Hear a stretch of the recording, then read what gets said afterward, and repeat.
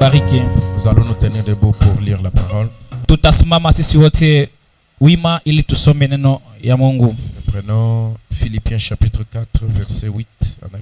Tuchukue wa Filipo sura ya 4 mstari wa 8 hadi wa 9. Au reste, frères, que tout ce qui est vrai, tout ce qui est honorable, Vingine ndugu, kwa ile yenye kwa ya kweli, yenye kwa ya kuheshimika, tout ce qui est juste, kile kenye kwa ya kunyoroka, tout ce qui est pur, kile kenye kwa safi, tout ce qui est aimable, kile kenye kinapendwa, tout ce qui mérite l'approbation, ile yote inastahili sifa, ce qui est vertueux et digne de louange, kile kenye kuwa na nguvu kinastahili kusifu, soit l'objet de vos pensées. ikuwe lengo ya mawazo yenu. Ce que vous avez appris Kile kenyewe mulijua et entendu de moi, na mulisikia kutoka kwangu, et que vous avez vu en moi, na kile muliona ndani yangu, pratiquez-le, mubitumikishe, et le Dieu de paix sera avec vous. na Mungu wa amani atakuwa pamoja nanyi. Que le Seigneur ajoute beaucoup de bénédictions à sa sainte parole. Na Bwana aongeze baraka nyingi kabisa katika usomi wa neno lake.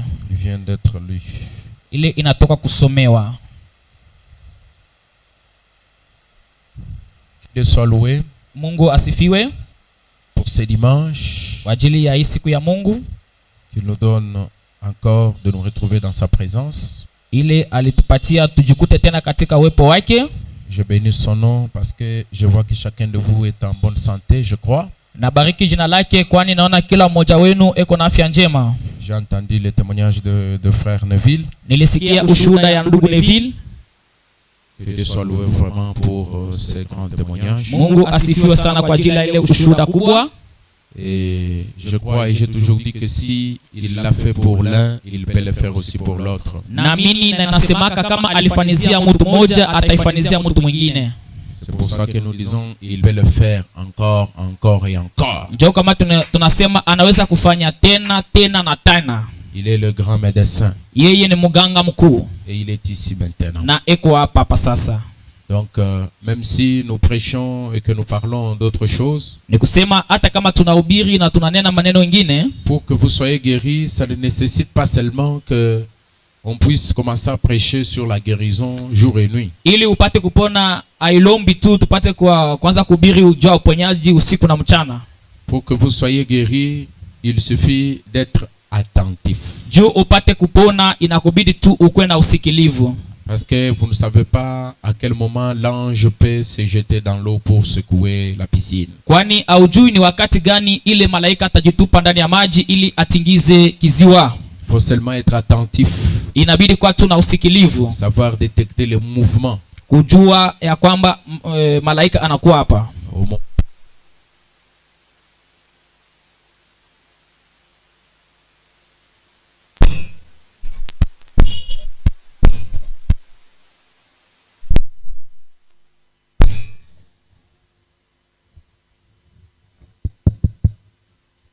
Savoir détecter le mouvement de l'ange au moment opportun.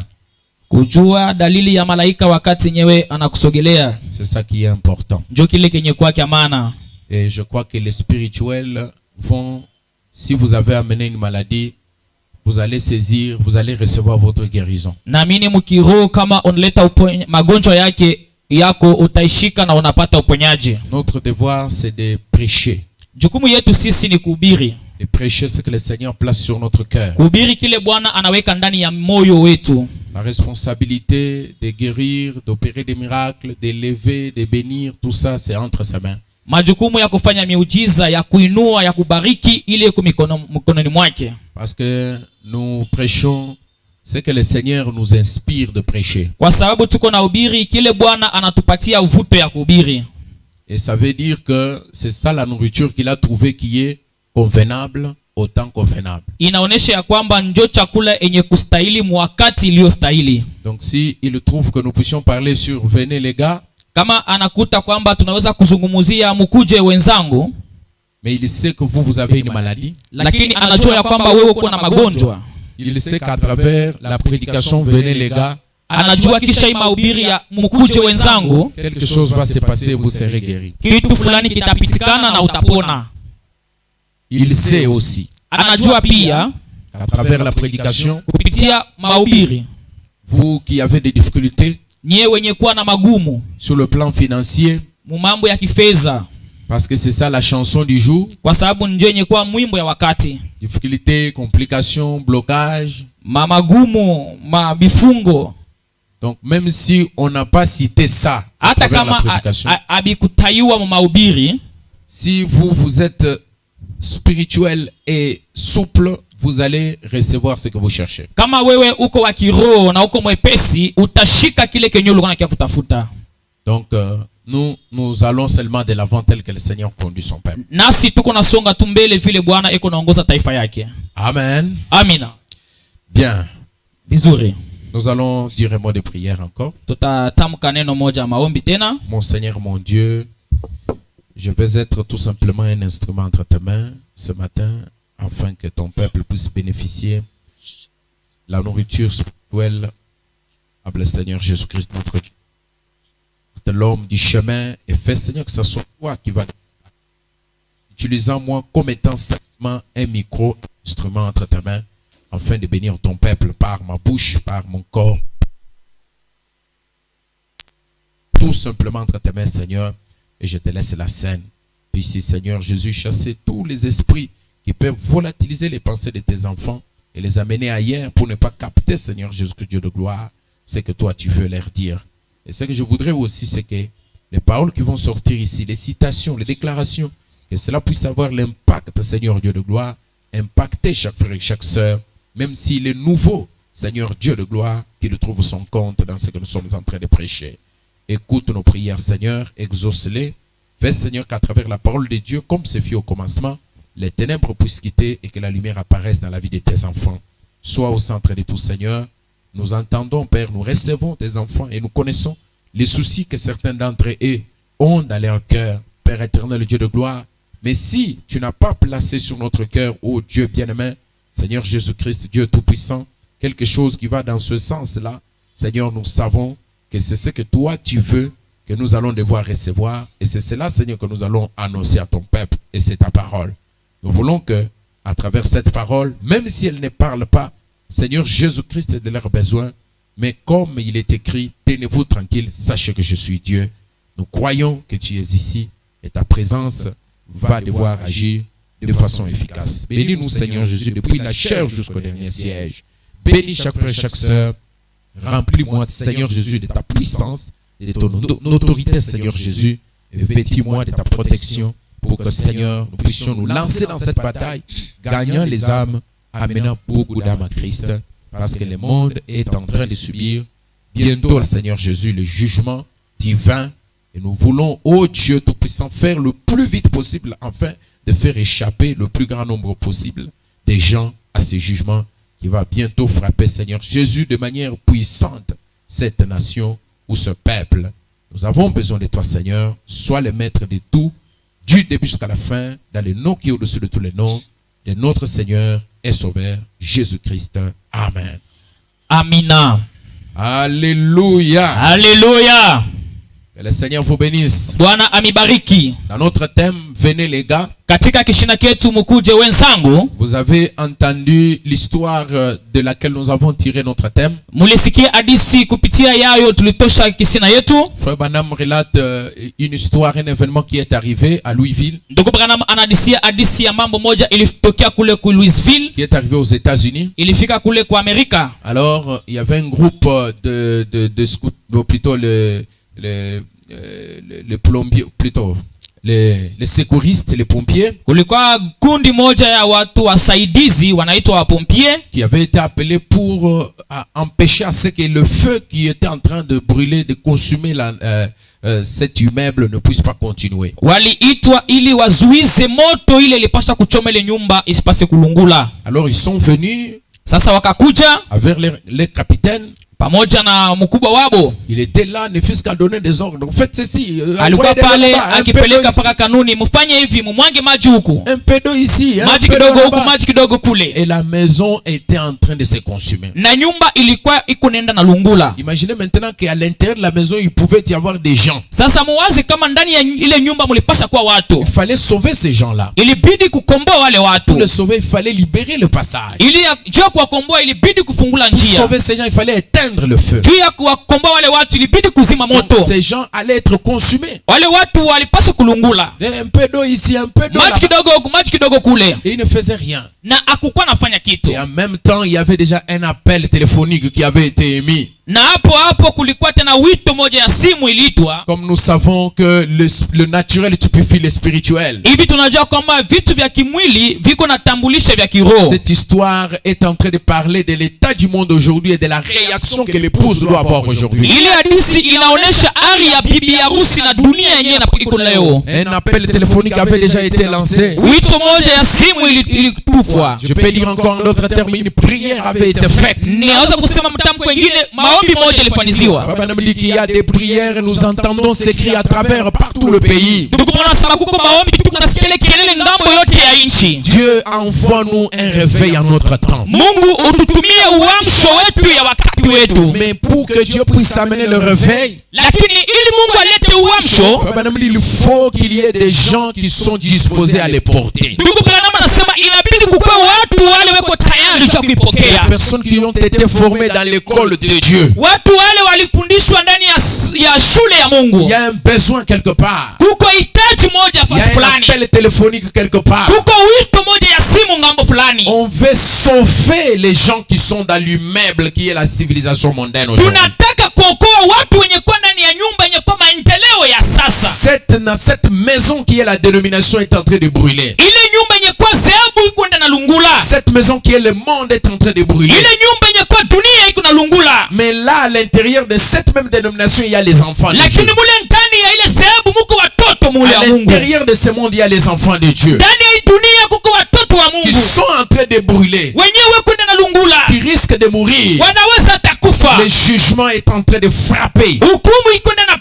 Le feu du jugement est en train de brûler. La dénomination est déjà condamnée. Mais il faut une équipe de véritables pompiers qui peuvent éteindre le feu afin de secourir ceux qui sont à l'intérieur. Et là, dans l'entretemps, une équipe de pompiers de Louisville s'est avancée, est arrivée. Et pendant que celui-ci était là avec son Motorola, un peu d'eau ici, un peu d'eau là-bas, un peu d'eau ici, une nouvelle équipe est arrivée. Nous avons besoin aujourd'hui d'une nouvelle équipe pour sauver les morts. C'est pourquoi Frère Branham lui-même est un Branham neuf. Bozofa dit à Frère Branham, mon fils, tu es un Branham tout neuf. Tu n'as encore rien fait.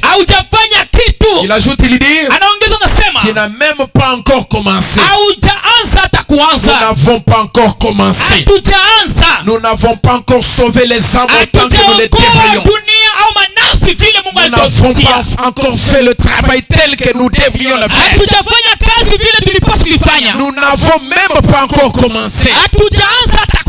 Parce que nous sommes encore neufs. Nous avons encore de l'énergie. Nous sommes encore jeunes. Je suis chauffeur. Je suis devant mon volant. J'essaye d'intéresser à quelqu'un au sujet de Jésus. J'essaye de parler à quelqu'un au sujet de William Branham et du message. Et de la bonté de Dieu dans notre temps. Les œuvres que Dieu a accomplies en ces temps de la fin.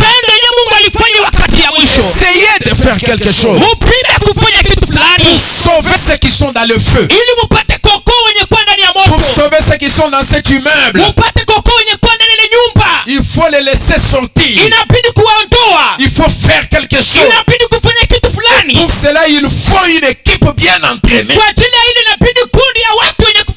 Pour cela, il faut une équipe qui montre l'exemple. inabidi kundi ya watu wenye kuonesha mfano. Pas une équipe qui n'est là que pour pointer et dire aux autres faites ceci, faites cela. Hapana kundi ya watu wako pale ja kusema unaambia wengine mfanye hivi mfanye kile. Mais une équipe qui se lance elle-même au Lakini boulot kundi yenyewe inajitupa yeye yenyewe mkazi. et qui essaye de montrer Na l'exemple. yeko napima kuonesha mfano. Et quand cette équipe est arrivée, Na wakati ile kundi lifika, le Branham anasema capitaine lui-même, avant que l'échelle ne s'immobilise, il était déjà au sommet de l'échelle. kapiteni yeye mwenyewe kabla mungazi ifike huko juu yeye alikuwa C'est sasa juu une ngazi. question de temps. Ni mambo ya wakati. C'est une question d'urgence. Ni mambo ya haraka. Le temps n'est plus. Hakuna tena wakati. Frère Branham dit, Branham anasema il est plus tard que vous ne le pensez. wakati shakupita sana. Le temps n'est plus. Wakati hainako tena. Il dit encore, Anasema tena ce message est urgent. hii ujumbe iko ya haraka. Le message du temps de la fin, c'est un message d'urgence. Ujumbe wakati ya mwisho ni ujumbe ya haraka. C'est pourquoi je peux l'appeler un message SOS. Ndio kama nitaita hii ujumbe SOS. C'est un message d'urgence. Ujumbe ya haraka. On a besoin de secouristes. Kwa lazima na wasaidizi. On a besoin de sauveurs. Kwa lazima na wakombozi. On a besoin de gens qui Kwa peuvent se lazima na mettre en watu avant. wenyewe wanaweza kujiweka mbele. Parce que le temps est tellement Kwa parti. sababu wakati shakupita. Bientôt là, Mpaka hapa sasa. toutes les écritures, Maandiko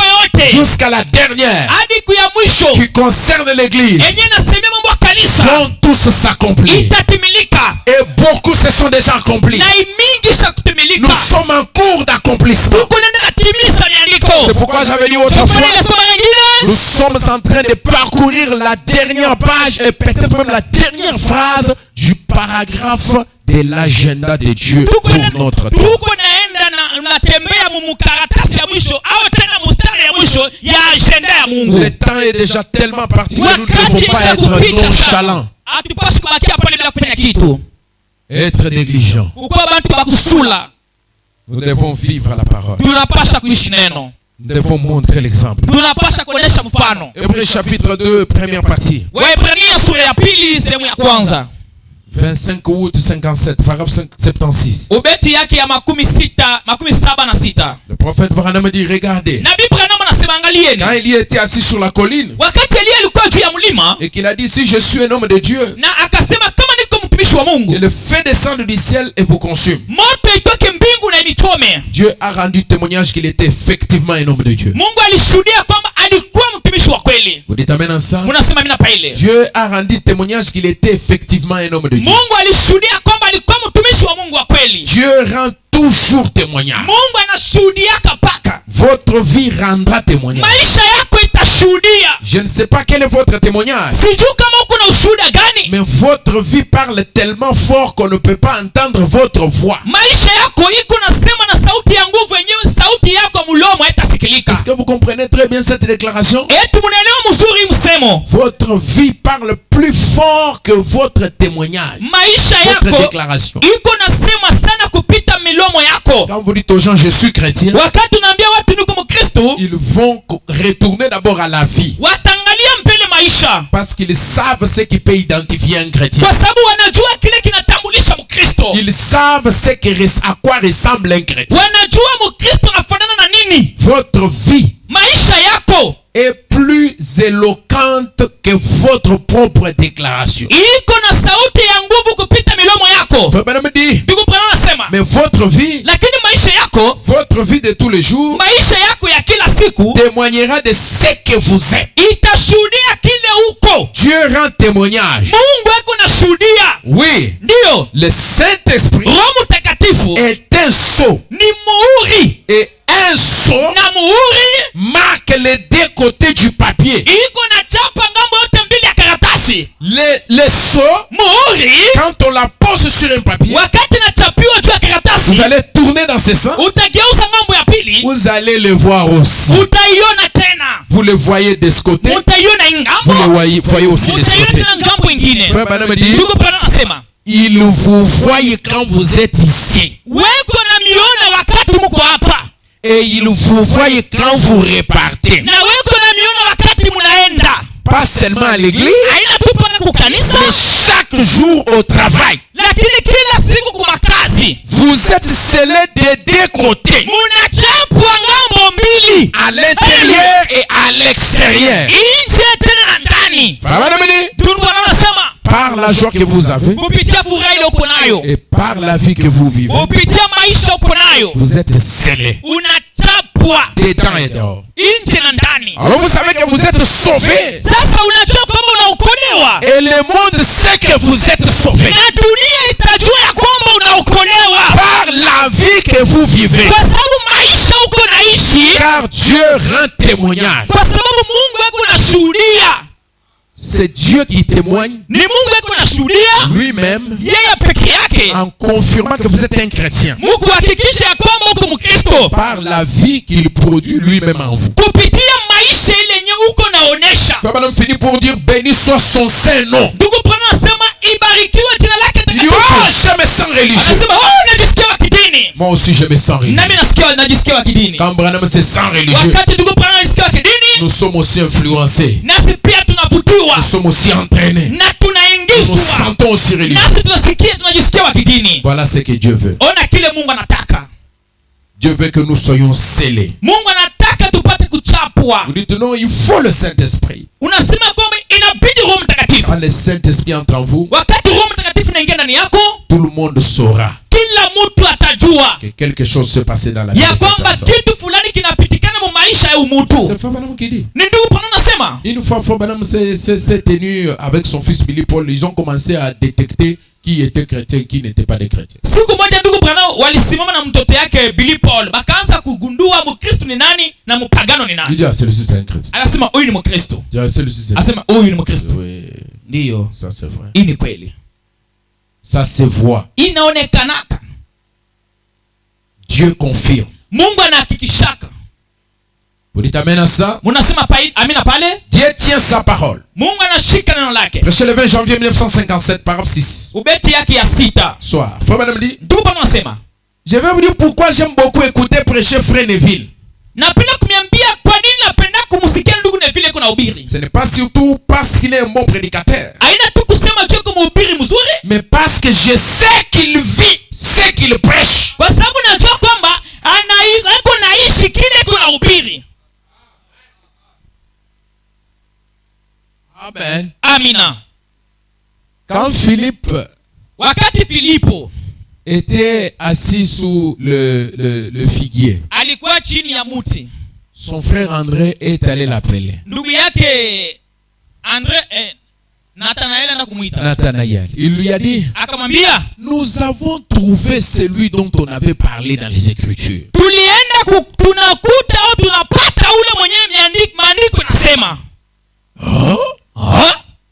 Est-ce que de Nazareth peut y venir ou y sortir quelque chose de bon? Eti ku Nazareti kunaweza kutoka kitu kizuri? Il dit, sema, viens, kuja et vois. Na ujione. Amen. Amina. Viens, kuja et vois. Na ujione. On appelle viens. Tunaita kuja. On ne dit pas va. Hatukusema wende. Mais on dit viens. Lakini tunasema kuja. On appelle quelqu'un à venir là où nous-mêmes on est déjà arrivé. Tunaita mtu afike pale sisi tushakufika. Parce que moi-même j'ai vu. Kwa sababu mimi peke yangu niliona. Je suis convaincu. Na hakikishiwa. Maintenant je vous invite. Sasa nakualika à venir palper ce que moi aussi j'ai palpé. Ili ukuje kupapasa kile mimi nilipapasa. À vivre ce que moi aussi j'ai vécu. Ukuye uone kile mimi niliona. À marcher sur les mêmes pas que moi aussi j'ai marché. Kutembea mafasi nilitembelea. Je t'invite à suivre les mêmes traces des pas que moi aussi j'ai suivi. Nakuita utembelee hatua ya miguu ile nilifata. Je suis passé. Nilipita pale. Je connais ce qu'il y a dedans. Je suis convaincu. Celui-ci c'est le Messie. Il y a des gens qui ne sont jamais convaincus. Ils sont dans l'église du message, mais ils doutent des frères Branham. Il y a des gens, des années, ils ne sont jamais convaincus. Mais Dieu a besoin de personnes convaincues. Quand vous êtes convaincu,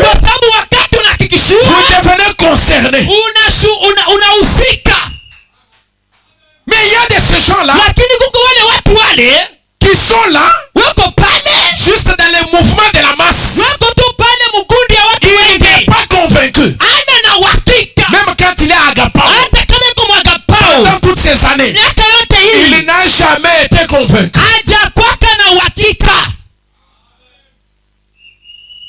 C'est un problème de conviction. Ni mambo ya uhakika. Soyez convaincus. Ukuwe mwenye Quand vous kuhakikishiwa, êtes convaincus, wakati vous unahakikishiwa devenez concernés. unahusika Et vous ne gardez pas cette chose pour vous-même. na utatunga kila kitu peke yako. Vous voulez que les autres puissent aussi partager la même chose. Mutapenda watu wengine wapate kugusa kitu kimoja kimoja. On n'exerce pas l'égoïsme quant à l'évangile. Na mambo ya injili atutumikisha kichoyo. Vous ne pouvez pas écouter la prédication 2 fois pendant que votre voisin n'a pas encore écouté une fois. Hauwezi kusikia mahubiri mara moja, mara mbili wakati yeye jirani wako hajasikia hata mara moja. Si vous êtes réellement convaincu. Kama kweli unahakikishiwa. Mais comme on est là, Hivi tuko hapa, ça ne demande même pas beaucoup de connaissances. aiombi hata kuwa na ujuzi ya mingi. Non, vous savez, Hapana.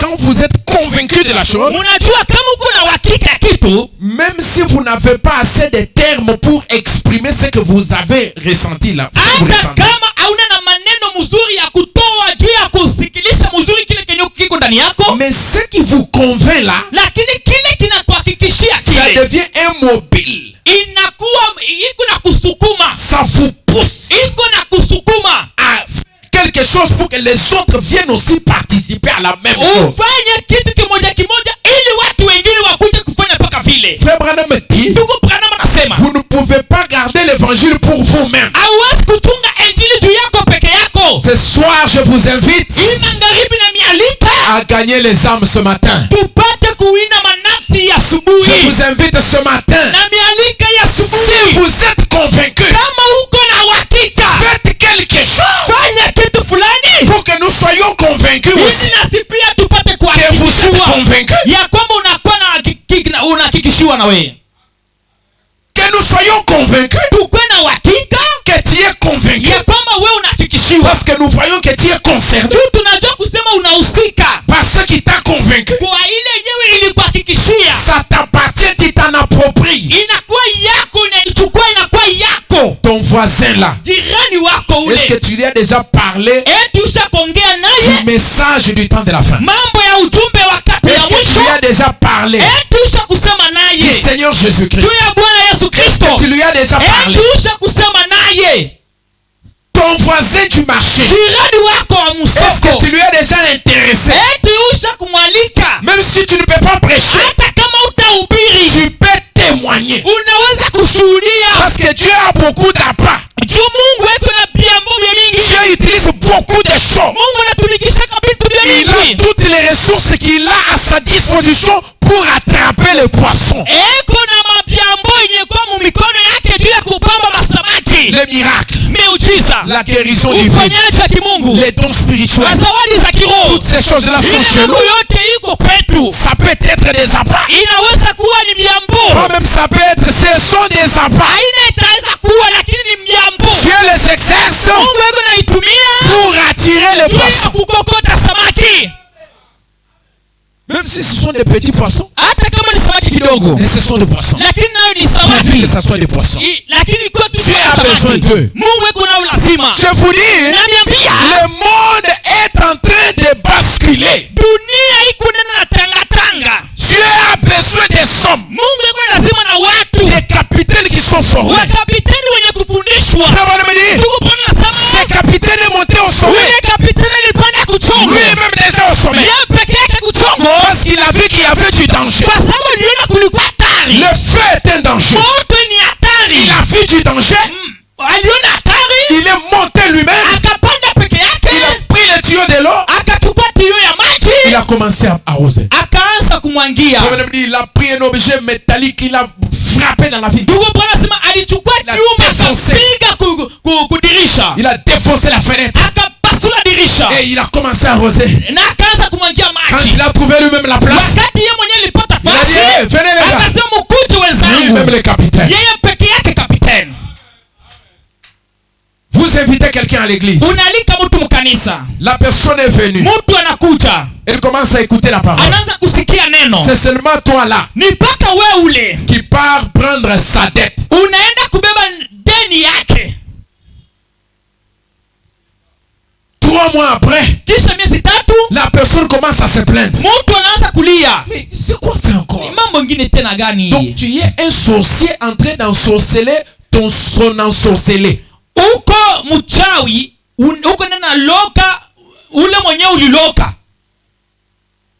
Tu as invité quelqu'un. Unaita mtu, La personne a accepté, elle est venue. mtu anaitika kuja. Il faut faire de tous les mieux pour éviter à ce que cette personne ne rencontre pas une pierre d'achoppement. Inabidi kufanya nguvu yako yote ule mtu asipate kikwazo.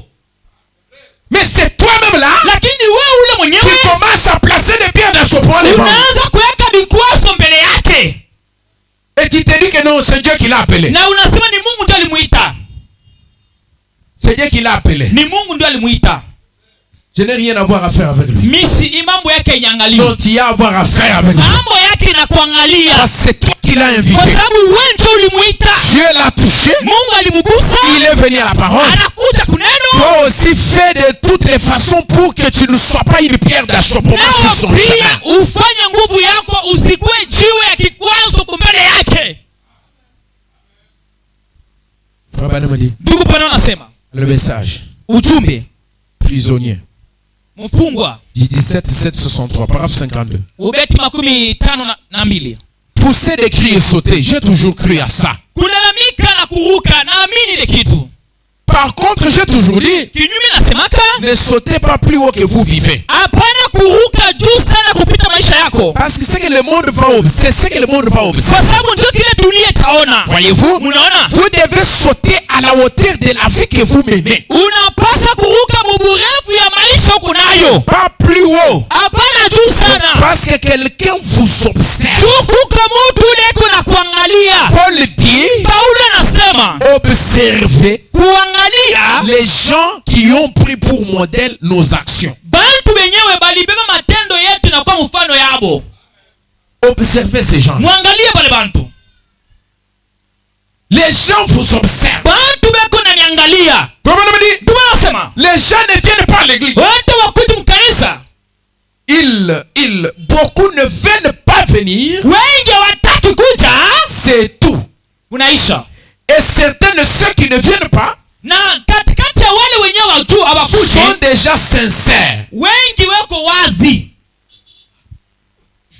Des gens qui refusent de venir à l'église. Watu wale wanakatala kuja mkanisa. Beaucoup d'entre eux sont sincères. Wengi katikati yabo beko na moyo wazi. Et là, c'est là que vous devez comprendre ce que signifie le mot sincérité. Ndio pale mnapaswa kuelewa kukaa na moyo wazi ni nini. Sincérité, ça ne veut pas être, ça ne veut pas dire être dans la vérité. Ile kukaa na moyo wazi haisemi kwamba uko na ukweli, hapana. Vous pouvez être dans l'erreur, mais vous êtes Unaweza sincère. kuwa mkosa lakini na moyo wako On wazi. vous a trompé, Anakudanganya mais vous êtes sincère. lakini uko na moyo wako wote Dans wazi. l'erreur. Ndani ya makosa. Sincèrement dans l'erreur. Uko kabisa wazi kabisa makosa yako. Tous ces gens-là qui sont dans les mondes dénominationnels dans des églises, Wale watu wote weko madhehebu makanisa. qui ne connaissent pas ce message. Wenye hawajui ujumbe. Certains d'entre eux sont sincères. Wengi katikati yao weko na mioyo wazi. On les a seulement dit, non, non, non, chez les branamistes là-bas, on adore l'homme. Waliwaambia hata kusema kule kwa branamiste weko na abudu mtu. Et comme ils ne veulent pas adorer l'homme, Na vile hawataki kuabudu ils mtu. veulent adorer Jésus. Wanapenda kuabudu Yesu. Ils vont là où on leur dit, yes, ouais! Wako kule wanawaambia Yesu. Et c'est là où il y a. Ndio kule kwenye weko naingia. Vous voyez ça? Munaona ile? Et ils sont là-bas. Na weko pale. Ils sont trompés. Wanadanganyiwa. Or, Dieu a un programme. Na japo Mungu weko na hapo Et yake. ce programme-là, aujourd'hui, passe par le message apporté par le prophète de l'âge William Branham. Na ile hapo yake iko napita leo kupitia ujumbe ililetiwa na nabii William Marion Branham. Une chose, c'est la vérité. Kitu kimoja ni ukweli Et l'autre chose, na kingine c'est la sincérité dans l'erreur. ni uwazi wa moyo mkosa. Quelqu'un peut être dans la vérité, Mungu anaweza kuwa katika ukweli mais il n'est pas sincère. lakini ana wazi. Tout comme quelqu'un peut être dans l'erreur, Inaweza kuwa mtu mwingine yuko mkosa il est sincère. yuko wazi. Alors ce qu'il faut, kile kinastahili c'est que Dieu puisse travailler sur l'âme de cette personne, Mungu atumike ile nafsi ya ule mtu afin que cette personne découvre la vérité, ili ule mtu ule agundue ukweli, découvre la lumière et qu'elle s'approche vers la lumière. agundue nuru na karibie karibu na nuru. Est-ce que vous dites amen à ça? Tunasema hapa ile. Donc ces gens sont sincères. Wale watu weko na moyo wazi. Certains ne veulent pas aller dans les églises. Ndugu Bwana anasema wengine hawataki hata kwenda makanisa. Étant sincères. Mkuwe na moyo wake wazi. Pourquoi? Juu ya nini? Ils ont vu tellement de corruption dans l'église. Waliona kabisa uharibifu mkanisa. Qu'ils ne veulent rien avoir à faire avec ça. Hawapendi nao pia wachangane na uharibifu. Mais les gens qui prétendent être honnêtes. Lakini watu wale wenyewe wanaonekana kusema bakunyoroka. Les gens qui vont là où on enseigne l'honnêteté. Watu wako nenda kule kwenye wako nafundisha uwaki. Les gens qui sont appelés les branamistes. Watu wanaitwa branamistes. Nous connaissons, nous savons que les branamistes ce sont des gens, dès que vous donc vous entendez parler d'un branamiste, donc vous êtes devant un véritable fils de Dieu, quelqu'un d'honnête. Wanajua kusema kama uko mbele ya mtu anaitwa branamiste ni mtu wa kunyoroka. Mais quand ils commencent à regarder, lakini wakati wanaanza kuangalia, ils voient ceux qui sont censés être honnêtes. Wanaona wale wenyewe wanapaswa kunyoroka. Anakuwa kumfanyisha nani aventure. Anamfanya aventure. Il vient lui faire une aventure. Il est perdu. Anapotea. Mais qu'est-ce que je suis en train de voir? Asa ni kunaona nini? Cette personne, huyu mtu huyu qui est censé être chrétien, honnête, mwenyewe anapaswa kuwa Mkristo, mtu wa il me fait kunyoroka. une aventure. Ananifanyia aventure. Je suis en train de rêver ou c'est quoi? Niko na lota au ni nini? La prochaine fois vous allez lui dire, mara ngine utamwambia, oh mon frère, ndugu yangu, le message est la vérité. Ujumbe ni ukweli. Lui il va voir seulement son homme là. Yeye ataona paka mtake ule. Ici avec autre chose. Mtoke hapa na mambo yenu ile. Le message est la vérité. Ujumbe ni ukweli. Quelle vérité? Ukule kan. Votre frère n'est pas venu ici. Ndugu yako akukuja hapa. Parce que vous n'allez pas faire le travail de commencer à enseigner à tous ces gens-là qu'il existe trois sortes de croyants. Juu hauna na wakati ya kufundisha wale watu kusema huko maina tatu waaminifu. Ingaje nguvu ile. C'est un grand travail. Non, vous voyez, il y a Munaona trois sortes de huko croyants. aina tatu waaminifu. Même dans les déserts. Hata ndani ya jangwa Quand Moïse marchait, wakati Musa alikuwa anatembea et tout ça. ile yote. Mais la vraie prédication, ça devait être la vie de ces gens qui vont à l'église dans le tabernacle. Mahubiri ya kweli ilipaswa kuwa maisha ya wale watu wako naingia matabernacle. Ils se demandent maintenant, mais je vais aller à l'église pour aller faire quoi? Eko najiuliza nitaenda kukanisa nikafanya kwa nini? Ceux qui vont à l'église, ils sont comme nous. Ule kwenda kanisa eko sawa vile mimi. Ndio nasema. Ils ont vu tellement de corruption. Waliona uharibifu ya mingi. Et souvent, franchement, on ne peut pas vraiment les blâmer. Na kwa ukweli hatuwezi kuwafokea. On ne peut pas les blâmer. Hatuwezi kuwafokea. À cause de la façon dont les gens se conduisent. Kwa ajili ya namna ile watu weko natembea na chongoza. Ils se disent chrétiens. Weko najiita wa Kristo. Ils sont la plus grande pierre d'achoppement du monde. Wanakuwa bizuizi kubwa juu ya dunia. L'homme et la femme qui professent être chrétiens. Mwanamume na mwanamke anajiita Mkristo. Alors qu'ils vivent le contraire de ce qu'ils professent. Na jambo weko naishi kinyume ya kile weko nasema. C'est tout à fait exact. Ndio paka vile Parlons de déception. Tuseme mambo ya kusalitiana. Qu'il y aura au jugement. Yenye itakuwa siku ya hukumu. Eh bien, le pécheur, ni kweli mtenda zambi, le contrebandier d'alcool, mtu mwenye kunakunywa pombe, c'est lui qui joue au jeu d'argent, ule kunacheza michezo makuta, la loterie. Loterie. Non, il y a mon oncle qui a joué à la loterie et vous donnez même témoignage. Kuko muyomba wangu alicheza ku Paris foot, unaleta na ushuhuda. Et il a gagné. Anapata makuta. Branham est contre ces choses-là. Ndugu Branham anapinga ile bitu vyote. Il dit ces gens-là anasema wale bantu qui jouent au jeu d'argent, benye binacheza michezo makuta, font l'adultère, beko nafaa busharati. Ce n'est pas celui-là, cette personne-là qui sera déçu quand il entendra lire la sentence aller dans le feu qui ne s'éteint point. Aina mtu ule mwenyewe atapungukiwa siku yake ya hukumu. Cette personne sait déjà que les choses que j'ai faites ne sont pas bonnes. ya kusema mambo niko nafanya haina mzuri. Quand il arrivera au jugement, Wakati ajikuta siku ya hukumu, il ne sera pas déçu si on lui dit va en enfer. hatapungukiwa wakati watamwambia wende mkena.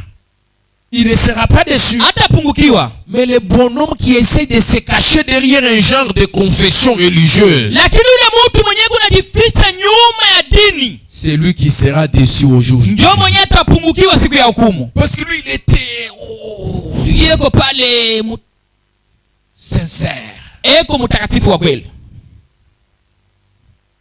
Mais en lui-même, là, il a des petites choses qui le cachent. Lakini ndani yake mule mko tubitu tudogo tenyewe eko nafanya. Quand il arrive maintenant devant le jugement, Wakati nafika mbele ya hukumu, il pense que c'est une balance, on va peser là où il y a beaucoup d'œuvres et moins d'œuvres. anawazia itakuwa ni kipimo, wataanza kupima nafasi yepe kwa makazi ya mingi na makazi kidogo.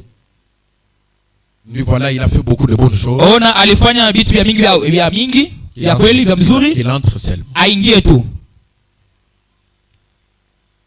Frère Branham dit, Ndugu wanasema, c'est lui qui confesse être chrétien, ule anajiita kwa Mkristo, alors que sa vie c'est autre chose. na japo maisha yake ni kitu kingine. Il vaudrait mieux pour lui n'avoir jamais fait la moindre confession. Itakuwa mzuri kwake asijiite hata Mkristo, Jamais commencer que de commencer et vivre ensuite autre chose. kuliko kuanza maisha ya Mkristo lakini huko naishi mingine. En effet, Mzuri, il est la plus grande pierre d'achoppement qui soit. anakuwa jiwe kubwa kizuizi. C'est lui qui confesse. Ule ko najiita Il Mkristo, déclare qu'il est chrétien, ule anajiita kwa Mkristo, alors que sa vie c'est autre chose. na japo maisha yake ni nyingine. Écoutez maintenant cette phrase. Sikia sasa kile ndugu wanasema. Paragraphe 55. Ubeti 55.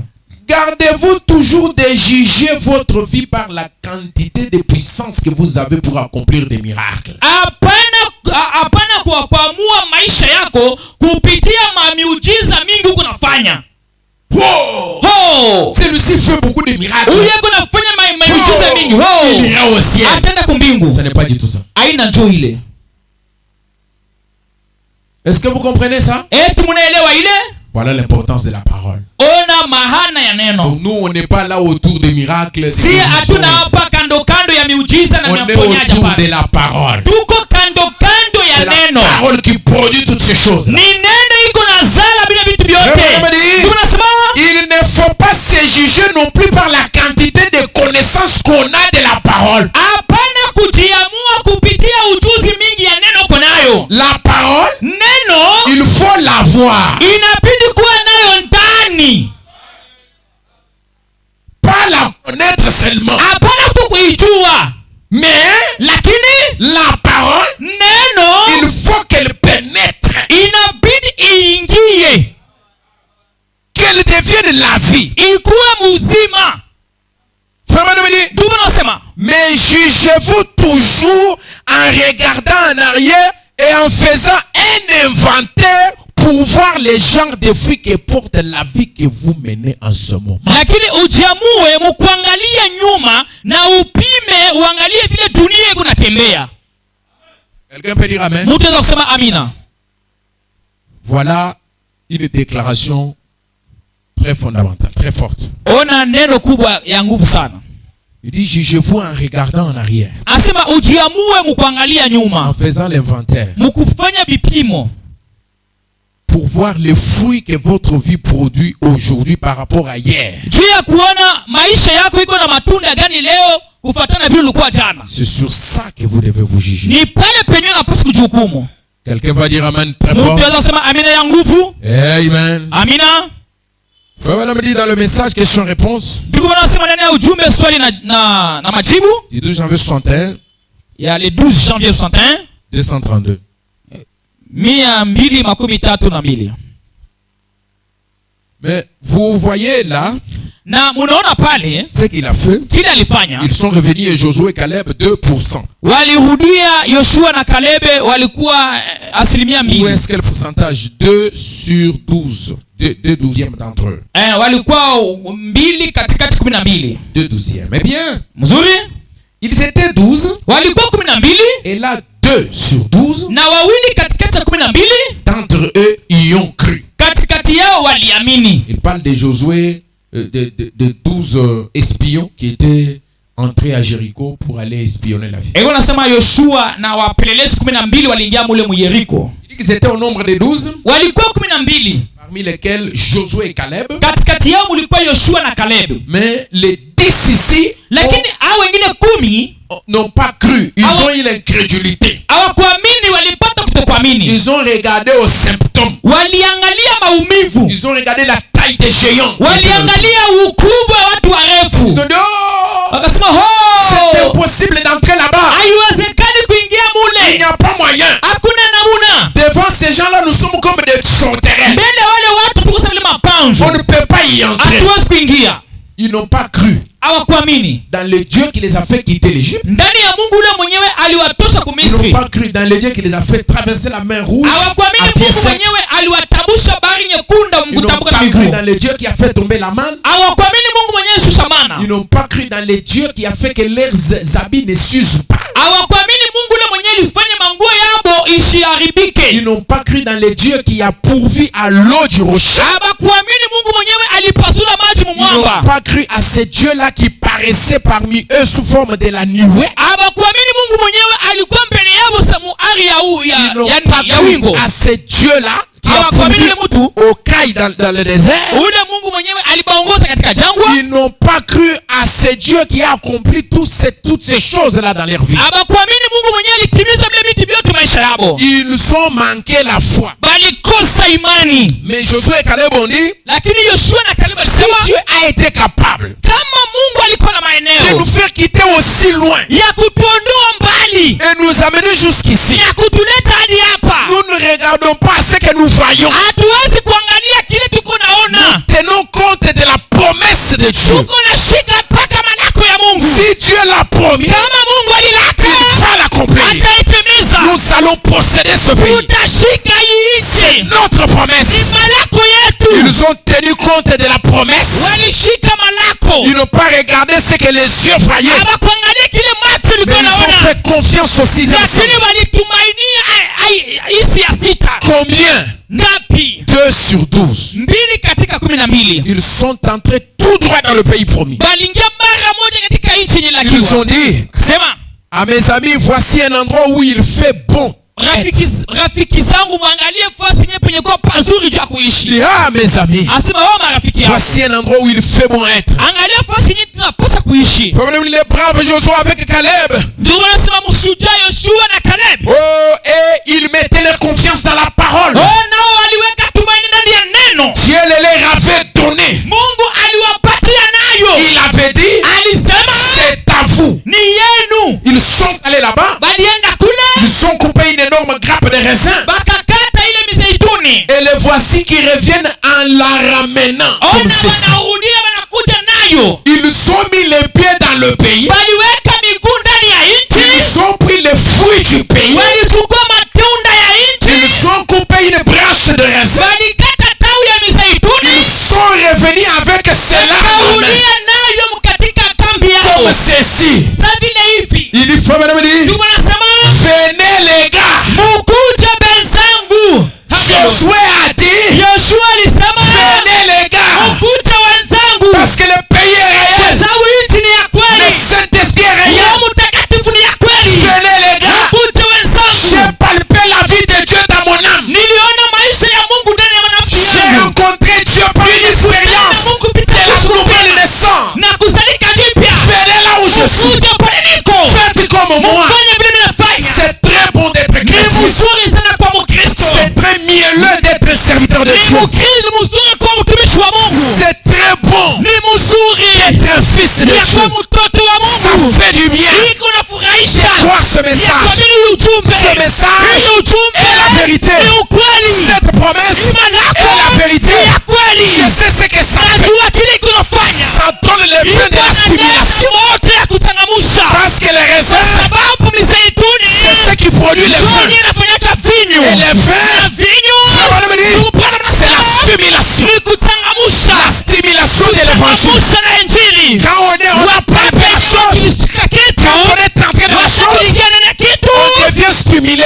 tunachangamuka. Et on commence à Na toucher les gens. tunaanza kugusa Oh, sasa. vous ne savez pas ce que je ressens. Hamujui vile niko nasikia. Venez, vous allez sentir la même Mkuja chose. mutasikia kitu kimoja kimoja. moja. Alléluia. Haleluya. Alléluia. Haleluya. C'est pourquoi un ivrogne, Njoo kwa maana mlevi il cherche toujours à convaincre aussi les autres et à leur donner aussi de l'alcool. eko na pima kutuma wengine baanze kulewa, eko na bahusia na pombe. Parce qu'il a palpé comment ça fait. Juu yeye acha kusikia butamu ya Il veut pombe. que tout le monde entre dans son monde. Anapenda kila mtu akumune dunia Et yake. nous avons un monde de la Lakini foi. sisi tuko na dunia ya imani. Nous avons un monde Kuna surnaturel. dunia ya kimungu. Oh mes amis, Wapendo wangu, je me demande combien de pourcentage parmi vous na mnaniuliza ni maasilimia sont déjà entrés dans ce monde. wenyewe washa kuingia ndani ya Le dunia. monde de la foi. Dunia ya imani. Le monde du pays de la promesse. Shamba lako. Le monde du Dunia Saint-Esprit. ya Roho Mtakatifu. Je ne sais pas combien. Msijua ngapi.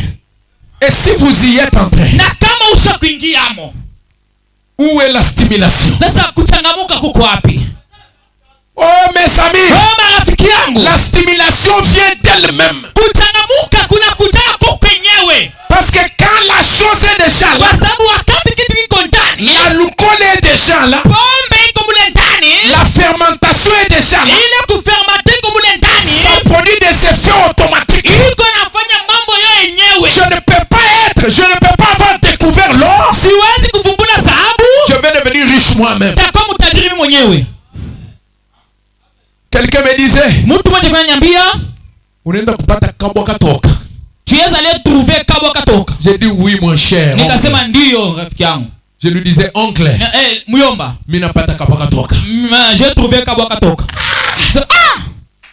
Mais toi ici, tu y allais dans telle église. Wewe hapo ulikuwa unaingia mkanisa fulani. Qu'est-ce que tu es allé trouver là-bas? Kitu gani unaenda kupata mule? Je lui dis, j'ai trouvé l'expérience du Saint-Esprit. Nikasema nilipata kuishi kupima kwa Roho Mtakatifu. Je l'ai tellement cherché. Nilitafuta sana. L'ancien pasteur que j'avais, Ule pastor wa zamani nilikuwa naye, il a commis l'erreur de m'enseigner ce qu'est le Saint-Esprit. alifanya kosa ya kunifundisha Roho Mtakatifu ni nini. J'ai eu une soif qui ne s'arrêtait plus. Nilipata kiu kenye kimaliziki. J'ai cherché le Saint-Esprit pendant des années. Nilitafuta Roho Mtakatifu miaka ya Et mingi. je suis allé le trouver là-bas. Na nikaenda kuipata kule. Dans une petite mission en marche. Ndani ya kanisa kadogo Muhema. Et mon ami me dit, Na rafiki yangu ananiambia, toi ici, wewe hapa mais tu étais responsable. ulikuwa mtu Tu unaheshimika. avais de grandes responsabilités. Ulikuwa na majukumu ya Tu mingi. étais beaucoup connu. Ulijulikana sana. Tu quittes seulement là-bas. Unatoka tu kule Dans cette grande église. kwenye kanisa kubwa Pour aller dans ces bâches. kwenda mule Muhema. J'ai dit oui. Nikasema ndio. Je ne vois pas ce que je vois. Mimi sioni kile niko naona. Moi, je vois ce qui ne se voit pas. Mimi niko naona kile kenye Je kionekana. regarde dans l'invisible. Niko naangalia kasipo konekana. Hallelujah. Haleluya. Si vous savez que Dieu est Unajua dans kusema la Mungu yuko mwagapao. si vous êtes convaincu Kama uko na hakika qu'ici dans cette église, kwamba mwa kanisa Dieu a accueilli les Mungu malades, aliponya Dieu magonjwa. a opéré les grands miracles, Alifanya miujiza kubwa. il a fait entendre parler les muets et les sourds, Babilema na il a guéri les fous, aliponya il a donné des enfants aux femmes qui ne mettaient pas au monde.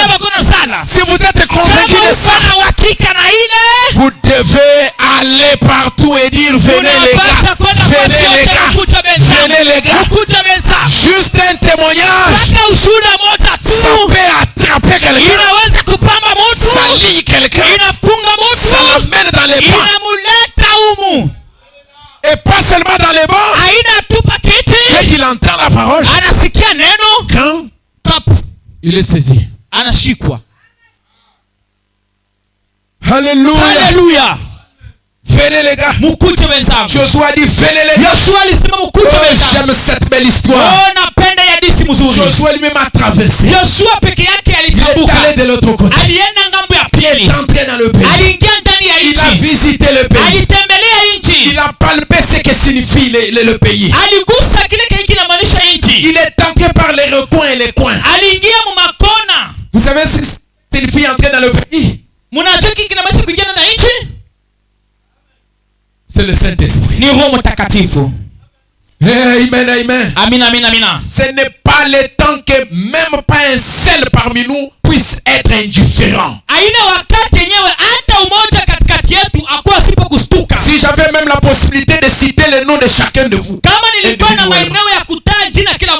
je voudrais que ce message de stimulation, que cette stimulation pénètre en vous. Il y a encore des âmes à gagner. kuko manafsi ya kupata. Si l'enlèvement est en train de traîner, Kama kunyakuliwa kunagawa, c'est parce qu'il y a encore des âmes qui traînent. kungali manafsi yenye ingaliki mudunia. C'est pourquoi ce n'est pas le temps de freiner les pas avec des comportements bizarres qui chassent les gens au lieu de les attirer. Haina wakati ya kutembea na matabia mubaya yenye kufukuza watu kuliko kuwaita. Vivre comme des petits enfants. Kuishi sana watoto kidogo. Les enfants. Les jeux d'enfants. Michezo ya watoto. Dans la poussière. Umavumbi. On est toujours là à s'accuser. Tuko tu pale kuchongeana. Lui il a fait. Lui il a dit. Il a fait. Alifanya. Et lui quand il a fait là. Moi Moi j'ai fait ça parce que lui a fait. Alifanya hivi. Ça c'est les jeux d'enfants. Ili ni michezo ya watoto. Dans la poussière. Mumavumbi. Mais nous sommes des adultes. Lakini si ni watu wakubwa. Nous avons déjà laissé ces choses en bas. Kisha kuacha bila vitu chini. Le goût d'alcool ne peut même pas encore s'approcher de notre nez. Amu ya pombe haitatufia pua yetu. Nous sommes loin de ça. Tuko mbali nayo. Les aigles ne volent pas au niveau des poteaux téléphoniques. Matai hairukaki mpaka mkiwango ya mangusa. Les aigles volent très haut dans les airs. Inarukaka juu sana na Ils yukuhanga. montent dans la stratosphère. Wanapanda mule juu sana. Les aigles peuvent monter Matai inaweza kupanda jusqu'à dans la sphère la plus élevée. mpaka wanga ya juu sana. Soyez des aigles. Mukwe mantai. Ne soyez pas des corbeaux. Musikwe makunguru. Oh mais je vole aussi. Oh na mimi narukaka. Je vole aussi. Na mimi narukaka. Le fils de l'homme dans la chair humaine. Mwana wa mtu ndani ya mwili wa mtu. Tu es incarné dans un homme. Mungu mwenye kujifanya mwili ndani ya mtu. Oui, c'est bien. Ndiyo ni kweli. Mais ta vie. Lakini maisha yako. Dès que tu vois une charogne par terre, Kama tu unaona bioso chini, tu redescends à toute vitesse. unashuka kwa haraka. Tu entres dedans, tu Unaingia manges, mule tu ndani manges, tu unakulia manges. unakulia. Jusqu'aujourd'hui, Mpaka leo il y a encore des frères kuko bandugu qui n'ont pas fait l'hygiène de leur maison avec leur télévision. benyewe abayatengeneza nyumba yabo kufatana na television yabo. D'autres continuent à acheter des télévisions Bengine beko naendelea na kuuza matelevision et à installer des choses. na kuweka mobile. La maison est devenue une salle de cinéma. Nyumba inakuwa sale ya cine. Cette chose, Frère Branham me dit, ça vous détruit. Ndugu Bwana anasema kile kitu kiko na miharibisha.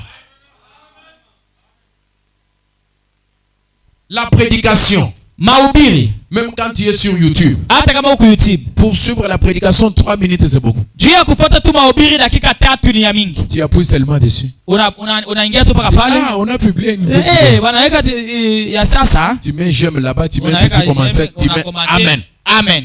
Kunaisha tu passes. Unapita. Je fais l'objectif. Nisha kufanya kifukuzio. C'est fini. Pasteur anatuambia sasa tuanze kukomenter, tuanze kujieme.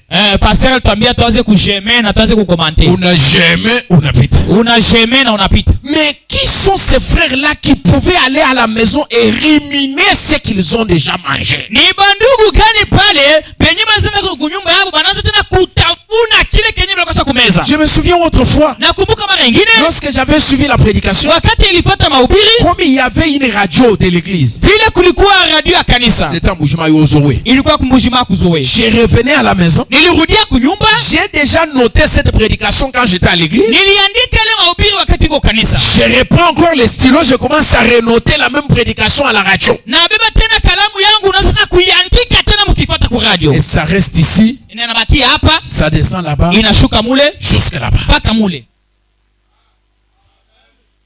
Alléluia. Alléluia. Alléluia. Alléluia. Nous devons réviser. Tunapasha kurudilia amo. Où sont ces frères-là? Ni bandugu gani hapo? Ah non, mais ça j'ai déjà écouté à Hii l'église. mimi nishakusikia mkanisa. Ce qui t'attire, Kile kiko na kukokota we. ce ne sont que des films. Ni paka mafilme. Des films de violence. Mafilme paka ya bukomvu. Des films sales. Mafilme ya buchafu. Mais c'est un climat que vous créez dans votre maison. Ni dalili liko naweka munyumba yako. Ce n'est pas le climat de la prière. Haina dalili ya maombi. Et pourtant, il existe de bonnes choses que vous pouvez prendre et voir et revoir avec vos enfants. Na japo kuko vitu vizuri benye unaweza kubeba, unaangalia tena watoto yako. David, Moïse, Josué, na Yoshua, ainsi de suite. na kadhalika. Beaucoup. Bamingi. que les gens de la Bible ont déjà aussi créé de bonnes choses. Mais vous, dans votre maison, c'est toujours comme des zi magiques que j'entends souvent là. Je ne sais même pas c'est quoi. Zi magique. Novelas. Je ne sais même pas novelas c'est quoi. Mais j'ai entendu le frère Daniel qui interprétait souvent ça.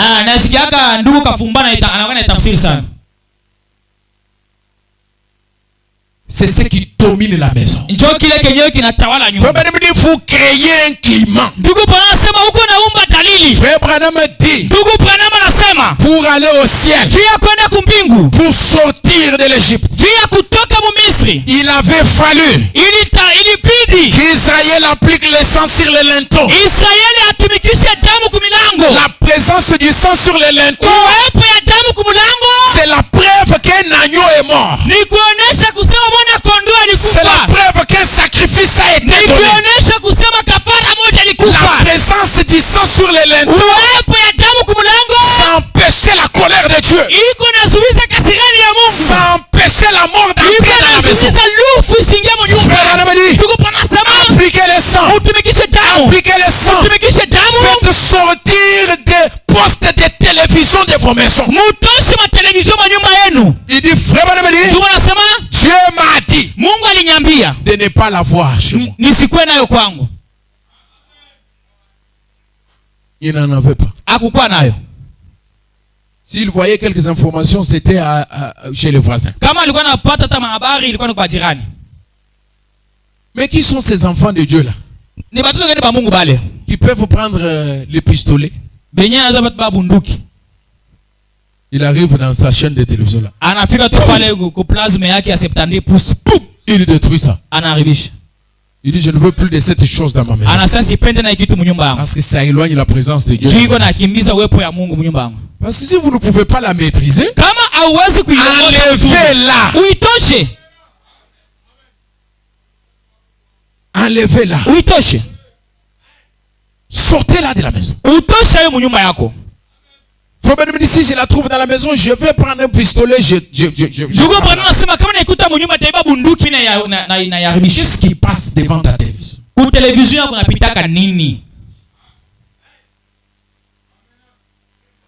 C'est toujours ces choses-là. Toujours ça. Les enfants regardent ça jour et nuit. Mais vous savez ce que vous êtes en train de faire? Vous êtes en train de montrer aux enfants les modèles qu'ils doivent commencer à suivre. Parce que ce sont ces stars de cinéma là qu'ils vont prendre comme modèle. Branham dit, un groupe d'enfants dans un foyer, quand ils ont grandi, ils sont devenus tous des marins. On s'est posé la question. Dans la famille, dans cette famille, il n'y a jamais eu un marin. Qu'est-ce qui a fait que ces enfants deviennent des marins? On dit qu'il y avait dans leur salle de maison une pancarte, un tableau de navire avec sur l'eau. Quand ils entraient, ils regardaient ça. Ils sortaient, ils voient. Ils entrent, ils voient. Ils sortent, ils voient. Cela les a influencés. Ce que vous regardez constamment, ça imprime une vie en vous. Même les écoles que vous devez choisir pour vos enfants, il faut s'informer.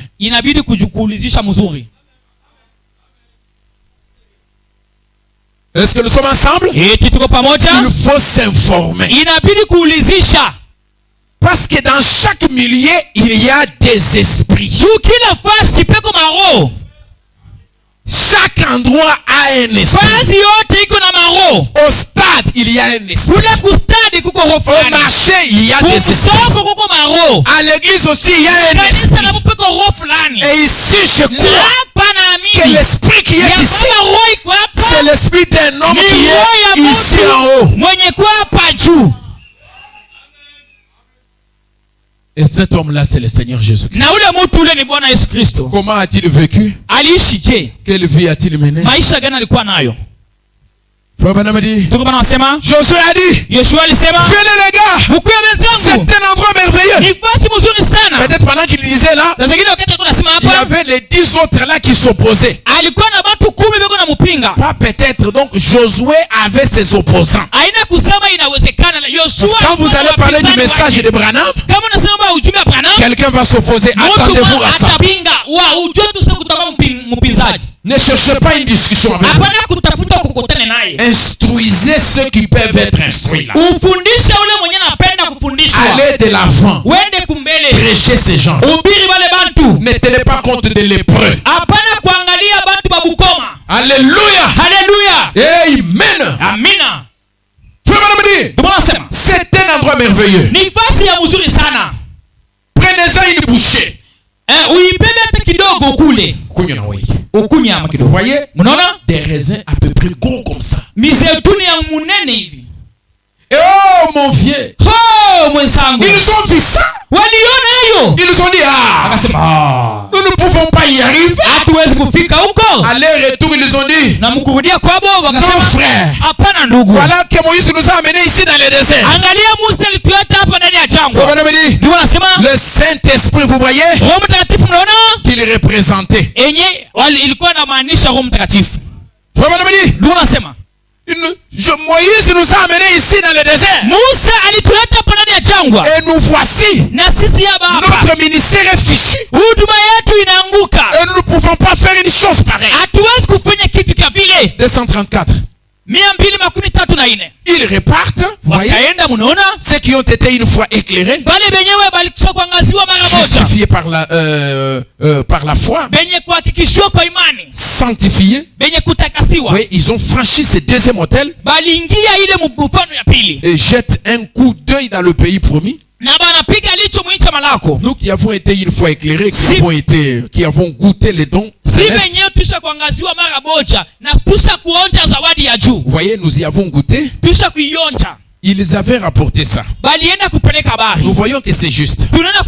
Nous voyons vraiment ce qu'il en est. Nous avons goûté les dons célestes. Il part à cette chose, vous voyez, à ce Saint-Esprit. Avons pris part à cela.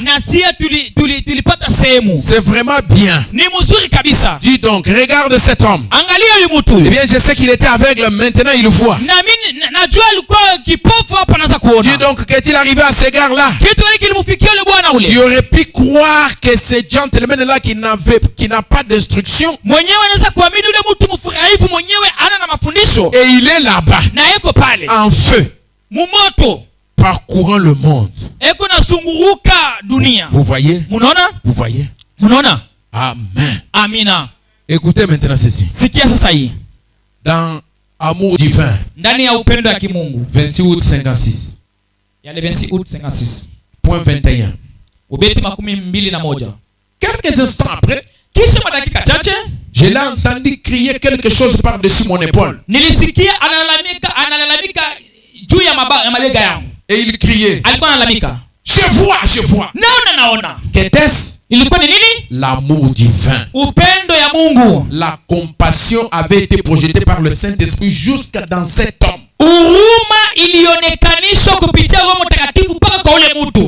C'est un aveugle qui avait vu. Et avec cela, là au bout du rouleau, il ne pouvait pas trop prendre. Rien ne pouvait être fait et l'amour est intervenu. Et l'amour a rencontré l'amour. Alors la grâce souveraine s'est mise à l'œuvre. Et Dieu par la grâce souveraine a redonné la vie à cet homme. Donc c'est Frère Branham qui relate, qui donne un témoignage de ce qui s'est passé quand un aveugle a vu. Voyez-vous? Tout d'abord, vous devez arriver à ce point-là. C'est ainsi qu'il vous faut vous comporter envers un pécheur.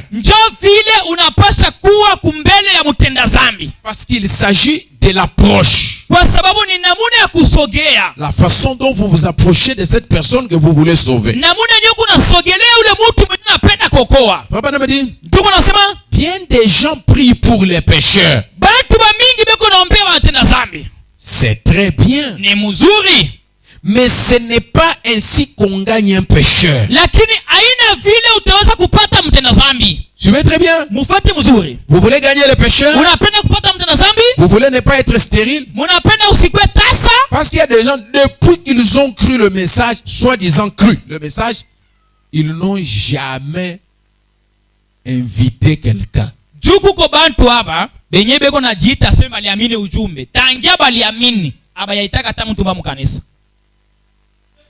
Mais quand ils ont cru à My Gold Rêve, Lakini wakati yenye baliamini My Gold Rêve, combien de convertis ils ont fait? baliaminisha bantu bangapi?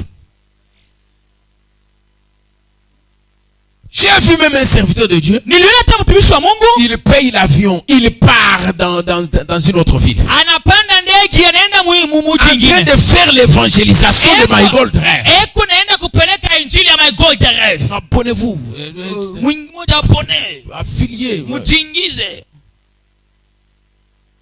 Parce qu'on sait qu'on gagne quelque chose. Juu anajua kusema mwisho pale Surtout atapata quand mtu. il s'agit de l'argent. Juu kama ni mambo tu ya kantuko byangu. Comme l'argent c'est visible là, vous palpez, vous touchez. Mafuta unaweza kuipamba Là, ça vous stimule. pale ni moto Vous wako voyez à wewe. quel point vous aimez l'argent. Ona vile msa kupenda makuta. Mais quand il s'agit des choses éternelles. Lakini kama ni mambo inaangalia vitu vya milele. Oh, c'est pourquoi j'aime ces frères qui disent. Oh, ndio kama napenda ndugu nasemaka. J'aime les invisibles, oh yeah. Napenda yasipokuonekana. Oh yeah. Yasipokuonekana. Les invisibles, oh yeah. Yasipokuonekana. Les invisibles, oh yeah. Yasipokuonekana. C'est ce qui est invisible là. Ni kile kenye kionekani Qui est éternel. kenye kwa milele. C'est dont nous voyons, dans lequel nous voyons des avantages là. Mukile kenye tunaona sasa tutapatia amo. Ce sont des avantages éphémères. Ni kupata vitu benyewe bitaishia paka mudunia. Des avantages de courte durée. Vitu benyewe bitakawa. C'est pourquoi je vous avais prêché un jour sur ne perdez pas la cible. Njoo kama na siku moja nilimehubiri musipoteze shabaha. Vous faites tout ce que vous pouvez, Munafanya vitu unaweza kufanya, mais la valeur, lakini cha maana c'est de gagner une âme. ni kupata nafsi moja. Oh, je ne sais pas. Je ne connais pas prêcher. Je ne peux pas prêcher. Mimi sijui kuhubiri, sitaweza kuhubiri. Frère Branham me dit, Ndugu bwana anasema vous pouvez témoigner. unaweza kushuhudia. Il y a toujours quelque chose, une marge que Dieu vous donne, dans laquelle vous pouvez aussi bouger pour gagner une âme. Mungu acha kukupatia kakintu kale kenyewe unaweza kutingiza tu kiloko hivi unawina nafsi moja. Nous avons parlé de la vie que vous devez mener. Tulisemea maisha yenyewe unapaswa kuishi. Et maintenant, ce qui fait que certains n'ont pas le courage d'inviter les autres, c'est parce qu'ils n'ont pas une bonne vie. Kile kiko Une vie nafanya qui ouais. kile kenyewe unafanya ushinde kuita mtu mwingine ni kusema uko na maisha yenyewe kuna nuka mubaya. Maintenant, ça commence à vous rendre lourd. Inaanza kukuweka bushito. Vous n'avez plus la capacité de convaincre quelqu'un. Hauna tena maeneo ya kuonesha mtu sauti ya Mungu. Nous voulons aller au ciel nombreux. Tunapenda kwenda kumbingu ba mingi. Nous voulons que la dernière brebis qui est restée là, Tunapenda ule kondoo wa mwisho mwenyesha kubakia ule. qui freine l'enlèvement, Mwenyewe iko nazuiza kunyakuliwa. cette brebis que le Seigneur attend, Ile kondoo mwenyewe Bwana iko nachunga. que cette brebis vienne entrer. Ile kondoo ikuje kuingia. Peut-être que c'est par toi que cette brebis va Sasa entrer. zingine ni kupitia wewe ile kondoo itaingilia. Frère Branham me dit, Ndugu Branham anasema, c'est bien quand vous priez pour les pécheurs. ni mzuri kama unaombea mtenda dhambi. Frère Branham me dit, Ndugu Bwana anasema, bien des gens prient pour les pécheurs, c'est très bien. bantu ba mingi beko naombea mtenda dhambi ni mzuri. Mais ce n'est pas ainsi qu'on gagne un pécheur. Lakini aina vile tutakuwina mtenda dhambi. Il est de votre devoir de gagner le pécheur. Ni jukumu yenu ya kuwina mtenda dhambi. Je veux que quelqu'un ressente la responsabilité. Napenda mtu mmoja asikie ile Je uzito. veux que tout le monde ressente la responsabilité. Napenda kila mtu asikie ile Il n'y a pas uzito. quelqu'un qui est accepté ici. Hakuna mtu mwenye anatoshwa hapa. Nous devons travailler au salut des âmes. Tunapaswa kutumika juu ya wokovu wa nafsi. Frère Branham dit, Ndugu Branham anasema, il est de votre devoir de gagner le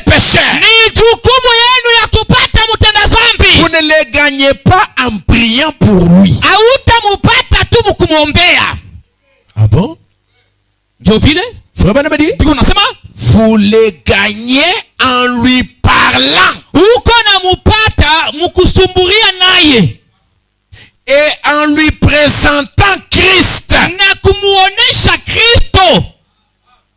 Voilà comment on gagne un pécheur. Angalia vile unaweza kupata mtenda dhambi. Frère Branham dit, Ndiko nasema voilà ce qu'il vous faut. ona kile kinamstahili. Il est de votre devoir de gagner le péché en leur parlant ya kupata dhambi kupitia maneno yenu et en projetant vers eux l'amour de Dieu par la parole de Dieu na kubaonesha mapendo ya Mungu kupitia neno ya Mungu. qui gagne les pécheurs. Unamuwina ule mtenda dhambi. Est-ce que nous sommes là? Ili tuko pale, Le monde est en feu.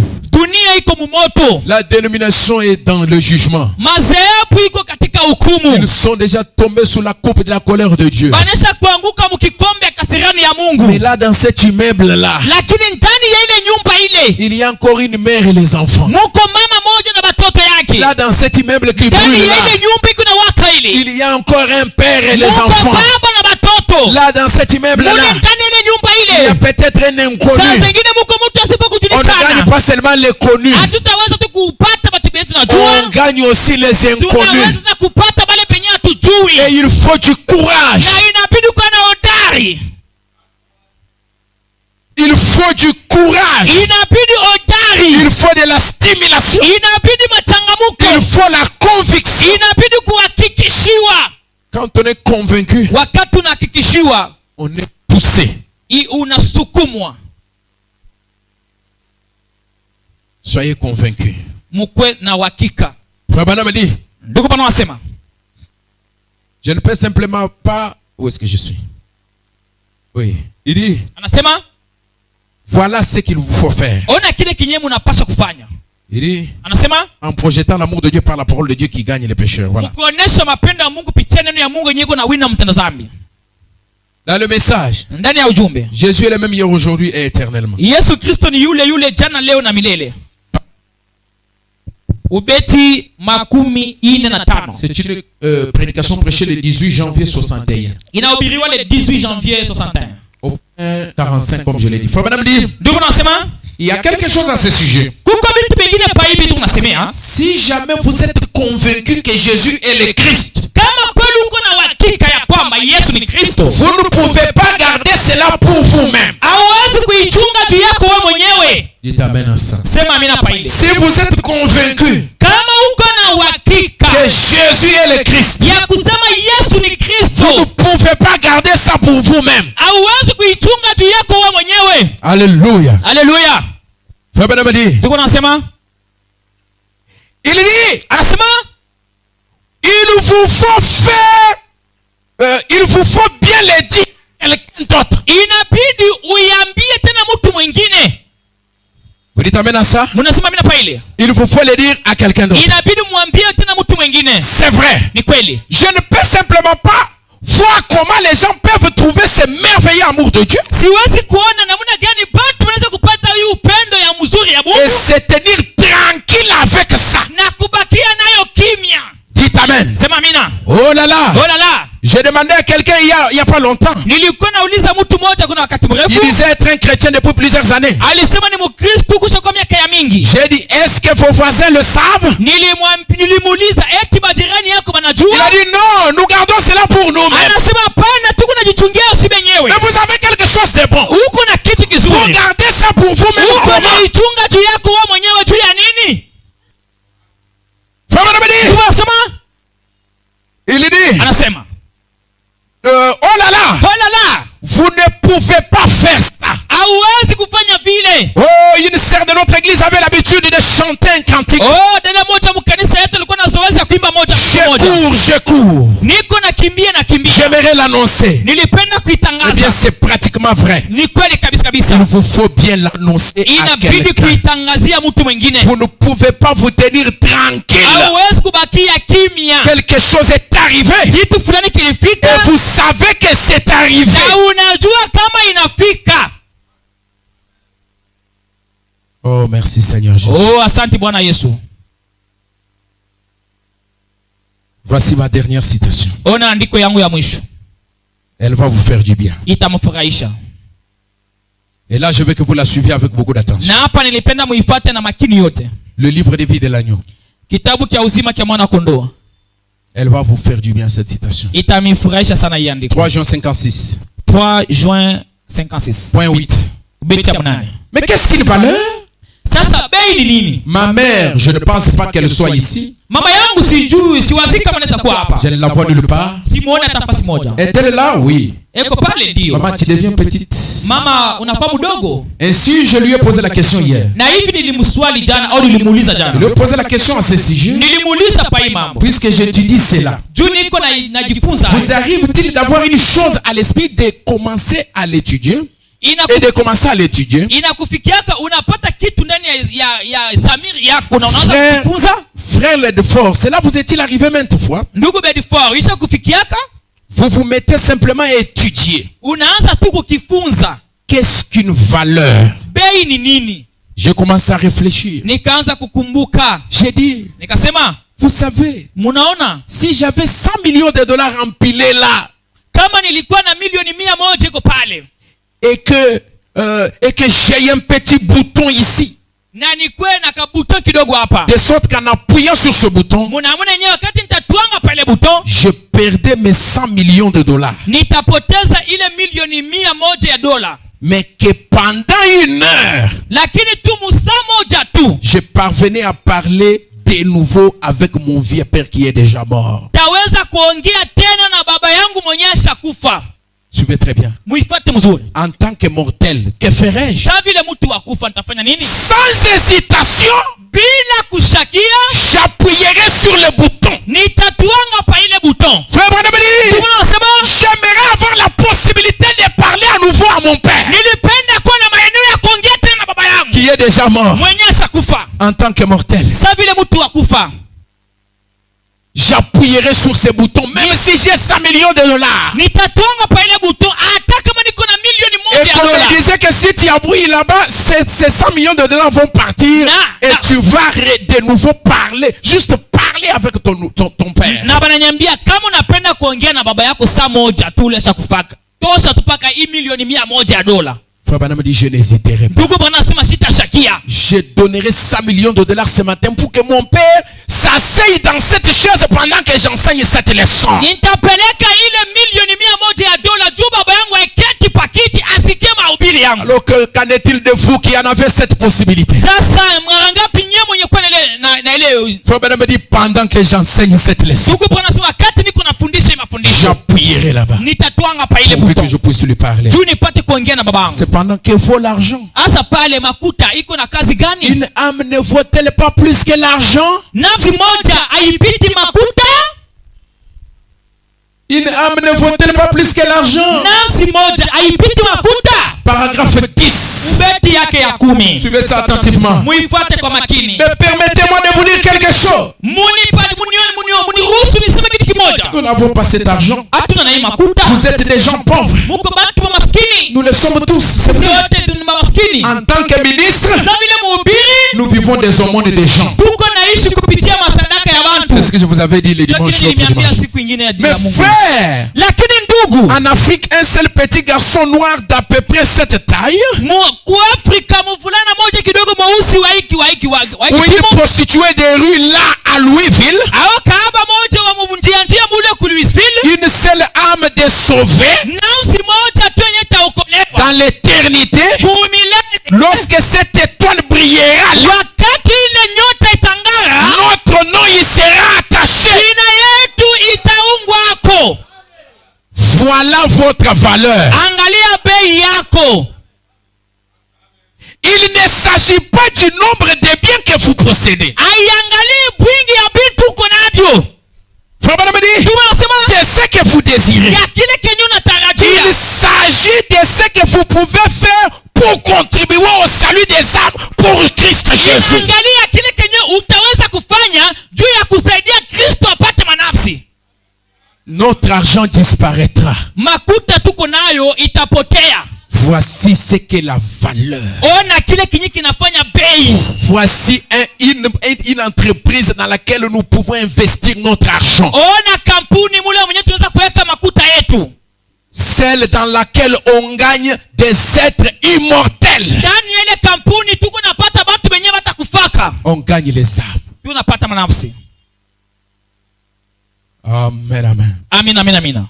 Frère Branham dit 12. Ndugu anasema 12. Mais si je parviens à sauver une âme pour Kama Christ, nitaweza frère, tu kuokoa nafsi moja kwa ajili ya Kristo, tant qu'il y aura une éternité, wakati nye kutakuwa umilele, la gloire de Dieu reposera sur cette âme. utukufu ya Mungu itakuwa juu ya ule nafsi, ya ile Qu'est-ce nafsi. qu'est donc une valeur de toute Sasa façon? bei ni nini? À quoi cela vous profitera-t-il? Itakusaidia kunini? Au moment où il y aura une lutte dans votre gorge, Wakati nyewe kutakuwa bukomvi pa muribu wako, que le médecin verra votre peau faiblir, na muganga ataona ngozi yako inaanza à quoi serviront tout l'argent et toute la popularité? Sasa kavumu yote ile na makuto kuna itasaidia nini? Que les gens vous tapotent sur le dos, Bantu bakupige kumukongo, ou que vous deveniez une personne importante. juu kwa mtu wa maana sana. À quoi cela vous avance-t-il? Itakusaidia kunini? À rien du tout. Haitakusaidia kitu, Cela disparaît. itapotea Et ça reste ici sur terre. na inabakia hapa pa dunia. Mais pour une âme de sauver, Lakini juu ya nafsi moja tu wenyewe unaweza kuokoa, vous verrez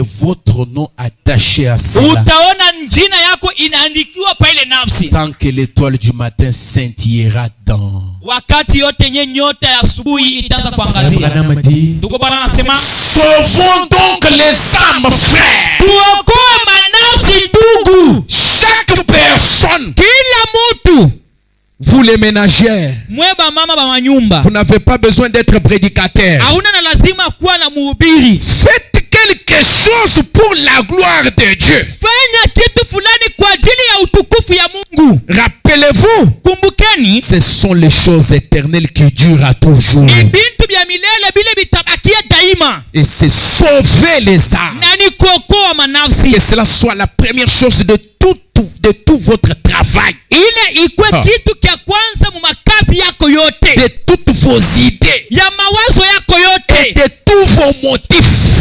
na bifukuzio byako byote. Je ne sais pas si vous avez compris. Mimi sijui kama uko nabisikia. Mettons-nous debout. Tusimame bwima. Que cela soit la première chose. Ile ikwe kitu kya kwanza De tout votre travail. ya kazi yako yote, De toutes vos idées. ya mawazo yako Et yote, de tous vos motifs. na bifukuzio byako byote. Sauvons les âmes. Tuokoe manafsi, Sauvons les âmes. tuokoe nafsi. Faites quelque chose pour la gloire de Dieu. Fanya kitu fulani kwa ajili ya utukufu ya Mungu. Investissez votre argent, Oui. tout ce que vous êtes, même la force que vous avez pour sauver les âmes. Weka makuta yako na byote uko nabyo ubiweke mukazi juu ya kuokoa nafsi moja. Soyez prêts à dépenser autant, même votre capital, que ça ne vous dise rien. Entrez dedans pourvu qu'une âme soit sauvée, parce que c'est un investissement qui ne va pas avoir fin. Ukwe tayari ya kutosha hata mu kapitale yako unaipeleka juu nafsi moja iokolewe. Inclinons la tête Tukunjamishe bichwa pendant que nous entendons un cantique. wakati nyima tutumia wimbo moja. Nous allons prier le Seigneur, Tutaomba Bwana, parce que le problème n'est pas dans ceux qui doivent nous écouter. kwa sababu mambo haina kwa bali batatusikia. Le problème, Mambo c'est en nous ni kwetu, qui devons nous décider, tunapasha kubeba mpango, nous engager, kujiingiza sauver les âmes. juu ya kuokoa manafsi. Sauvons les âmes. Tukomboe manafsi. Haleluya. Arrêtons de faire des choses qui scandalisent les gens. Arrêtons de faire des choses qui blessent les gens. Tuache kufanya bitu benye biko naumiza bantu. Arrêtons de faire des choses qui éloignent les gens de la parole. Tuache kufanya bitu benye biko na kimbiza bantu mbali na neno. Faisons des choses qui peuvent attirer les enfants. Tufanye bitu biweza kokota watoto ya Mungu. On lance les cantiques. Batutumie mwimbo.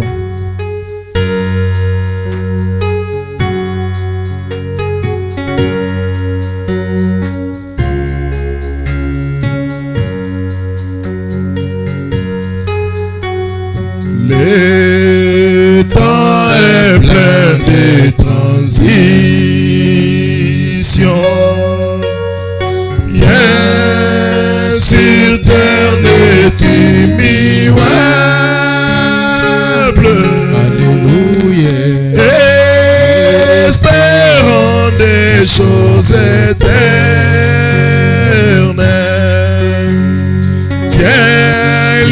l'immuable main de Dieu. Oui, tiens la main, tiens l'immuable main de Dieu. Oui, tiens mon frère, tiens l'immuable main de Dieu. Alléluia. Espérons des choses éternelles. C'est l'immuable main de Dieu. Oui, crois en Dieu qui t'abandonne. Alléluia. Qu'apporte les années, si les amis t'abandonnent,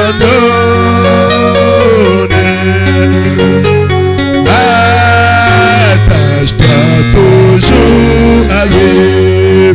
Oui, tiens la main, tiens l'immuable main de Dieu. Tiens la forte main, tiens l'immuable main de Dieu.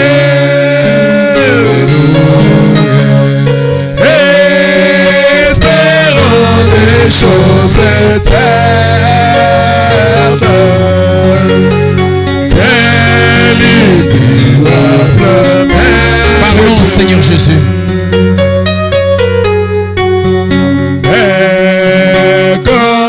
Pas le richesse qui pourrissait rapidement. Cherchez les trésors célestes qui ne passeront jamais. Tiens la main, tiens l'immuable main de Dieu. Oui, tiens ma soeur, tiens l'immuable main de Dieu. Oui,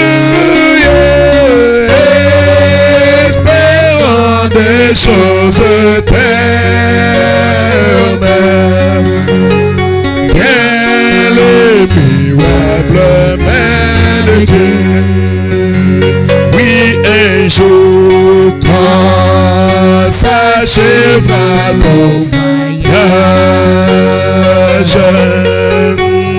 si tu étais fidèle à Dieu, ton âme ravie dans la gloire trouvera une belle demeure. Oh oui, tiens la main, l'immuable main de Dieu. Oui, tiens mon frère, tiens l'immuable main de Dieu.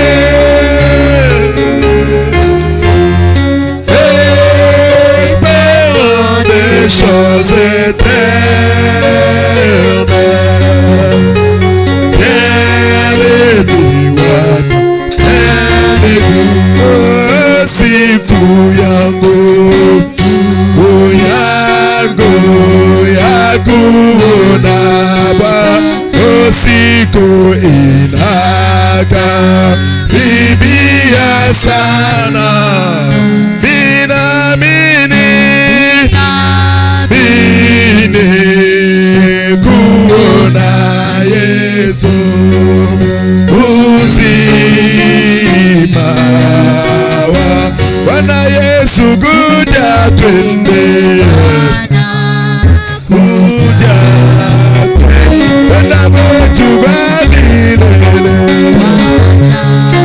kuja, vya dunia tunachoka, kuja, tunachoka na mateso, Bwana kuja.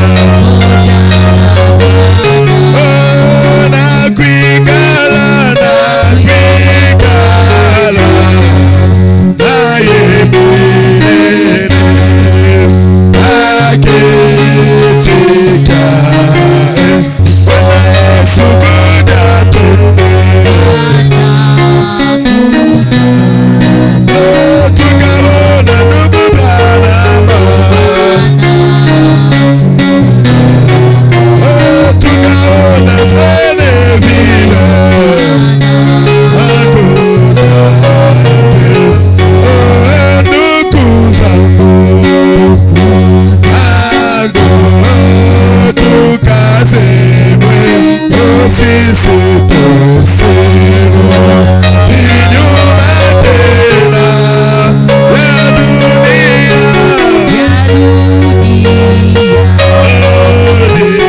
Kabisha twende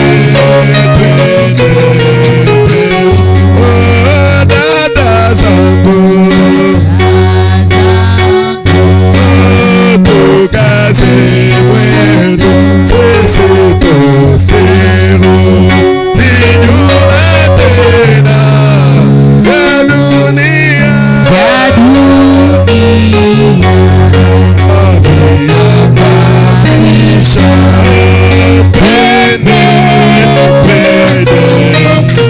Bwana Yesu kuja twende,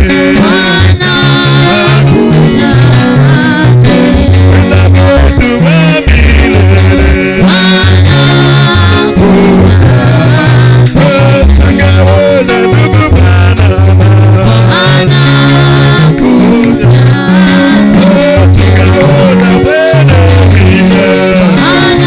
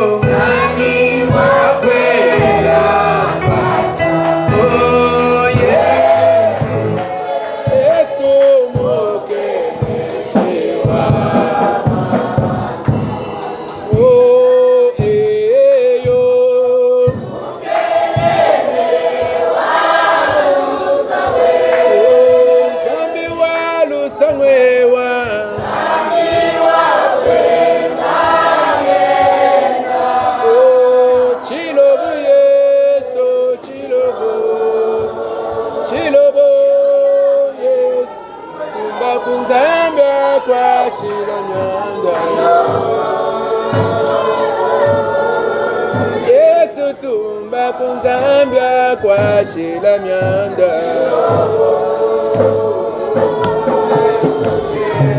tumba kukukola bujaja makwabo.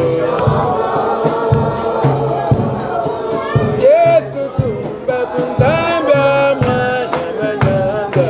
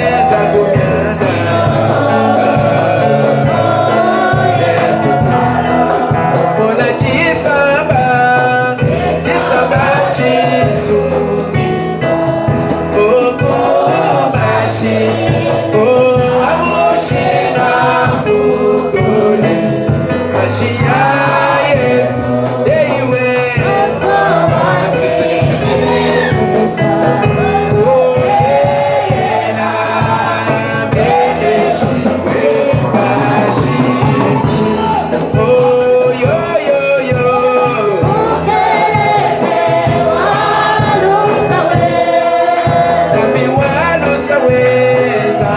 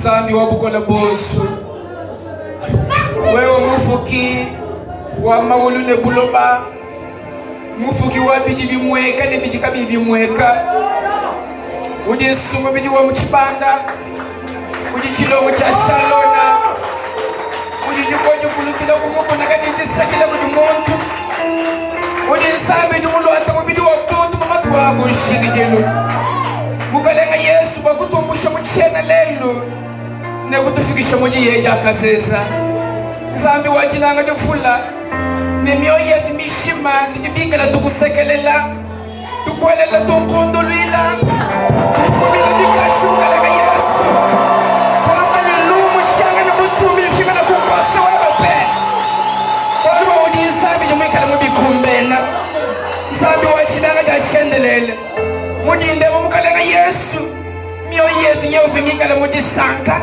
nejimikala ichonko mukape wa mushindo upela udumikala mokulangana netu Nzambi munanyibwa ukobola lubila lo mushinga mukola lubila lo bwela lukobwela bufumu Yesu Kristo anyilo tuba kobola mukalenga Yesu kuti musaki wa mikoko mushuwashuwala wamba ni luwayi banyananye bene buluni walubolelu wabandaya bukwapa numbutu kina mukabutu pe lelu bukwapa numbutu kina mushibula mukalenga Yesu Kristo tujichikodo chifuna mutini muntu yosu wakujitachisha wakusakila mwinenda kumalumakana wakufikisha mwinenda kubutoka budi bwikala mukenshe wa ibamulolo Père éternel lekela kuni iya dipe jumuna makupeta nyaba munda wa misuka yetu walubo mukenshe widakwa na mudu wambani na shekelese wa Methode na shekelese wa Baptista na shidi ngomba kanaka ijosu kadifu mwako fuishekelese ya mukashi musela